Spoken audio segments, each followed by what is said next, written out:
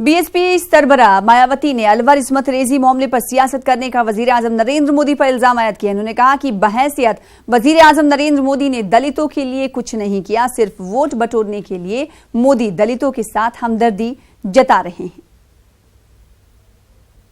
श्री नरेंद्र मोदी ने यहाँ उत्तर प्रदेश में अपनी चुनावी जनसभाओं में खासकर दलितों के वोटों को लुभाने के लिए जो यहाँ अपना फर्जी व नकली दलित प्रेम दिखाने की ड्रामेबाजी की है, तो उससे भी अब इनको चुनाव में कुछ भी हासिल होने वाला नहीं है।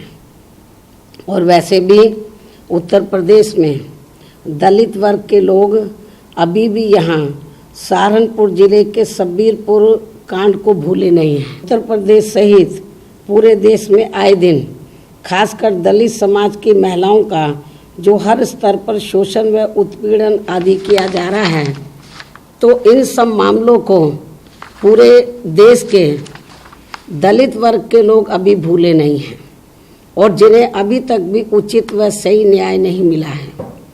और यहाँ खास ध्यान देने की बात यह है कि इन सब दलित उत्पीड़न के मामलों में पीएम श्री नरेंद्र मोदी ने इसके विरोध में आज तक भी पूरे तौर से खुलकर नहीं बोला है और ना ही इन हुई वारदातों को कभी भी इन्होंने गंभीरता से लिया है तथा ना ही दलितों के उत्पीड़न के मामले में अपने भाजपा शासित राज्यों के मुख्यमंत्रियों से भी कभी इस्तीफा लिया है।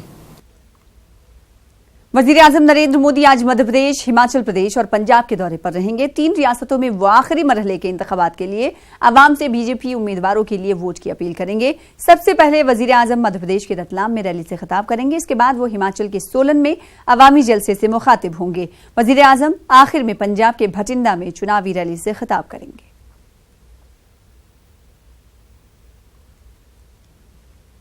वहीं कांग्रेस की जनरल सेक्रेटरी प्रियंका गांधी आज मध्य प्रदेश के इंदौर में रोड शो करेंगी।